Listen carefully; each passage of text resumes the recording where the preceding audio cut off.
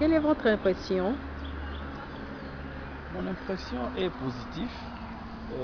J'ai fait le tour de presque toute la République, surtout sur les frontières de la République démocratique du Congo. Oui. J'ai fait officiellement, comme j'ai fait ça officieusement, gloire à Dieu, je viens de constater quelque chose. Le peuple congolais reste soudé et uni sur un idéal. Notre pays ne sera pas balkanisé. Nous resterons un et indivisible. Il n'y a pas un Congo à vendre. Notre Congo est là, à Bukavu, à Ituri.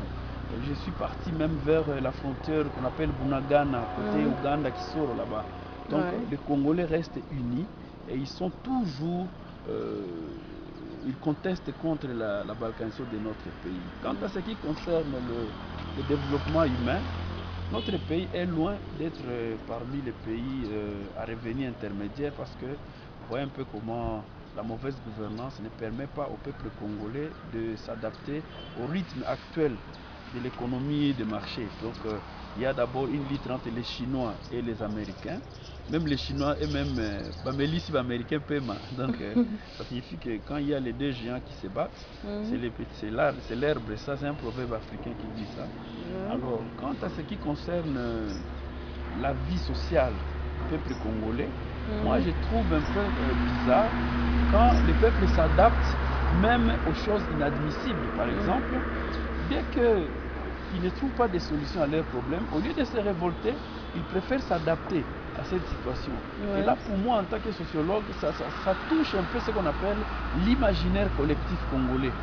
Donc, carrément, s'il n'y a pas le courant, on se permet de faire les lampes à pétrole ou quoi, je ne sais pas. Et au 21e siècle encore, est-ce qu'on peut parler de lampes à pétrole? Quand même on parle de pollution et tout, mais nous on est encore dans cette histoire-là. Comment la maison sera polluée? Alors il y a beaucoup de choses là sur, par exemple, la mauvaise gouvernance qui affecte les peuples, mais le peuple ne comprend pas, malheureusement. Si tu vois par exemple ici, il y a une petite différence, tu vois, la frontière congolaise et la frontière rwandaise. Et quand les gens me disent qu'au Rwanda ils sont organisés, non, ils sont organisés par rapport au désordre qui est chez nous. Mais à l'échelle internationale, eux aussi ne respectent pas les normes internationales.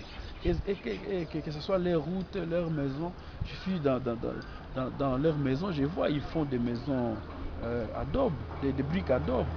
Au Congo, les gens, soit ils font un matériau durable, soit ils se contentent de dormir dans n'importe quoi. Mais ici, il y a une solution intermédiaire.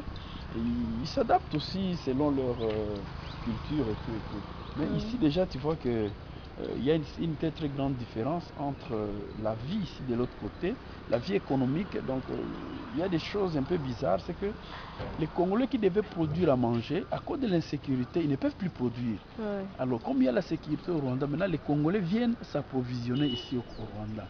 Alors, j'ai constaté aussi quelque chose. Au niveau de Goma, comme au niveau d'ici, tellement il y a des tracasseries au niveau des services de l'État, les services rwandais préfèrent accueillir le client qui vient du Congo. Par exemple, les gens qui font les sambazas, les pêches là, des petits poissons, les frétins, ils préfèrent venir vendre ça au Rwanda dans des coopératives rwandaises et les Congolais quittent chez eux pour venir acheter ici. Et là, il n'y a pas de tracasserie ici. Mais chez nous, s'ils vendent ça là-bas, il y aura tous les services DGM qui suivent les frétins. Il y aura, c'est pas moi, plus de 17 services qui viendront déranger un peu les petits commerçants là qui se débrouillent. Bref, ils ont trouvé une solution intermédiaire, ils préfèrent venir acheter, vendre ça au Rwanda. Et la population, le gros des consommateurs va quitter encore les Congo pour venir acheter ici. Les madesses, c'est comme ça, les fruits, et c'est comme ça à Goma aussi, ils vont vendre à Gisenyi, et c'est toujours l'économie congolaise qui est fragilisée. Voilà un peu mon petit constat sur le plan économique, comme sur le plan social. Sur le plan sécuritaire, c'est connu de tout le monde que c'est une insécurité imposée. Je disais un peu avec des amis comment on a élu la ville de Bukavu, la région de Sud Kivu comme étant une région, la capitale du viol mondial. Et les gens étaient contents, ils ont dit finalement on a compris notre problème. Mais non, c'est pas ça. On ne peut pas être content que votre région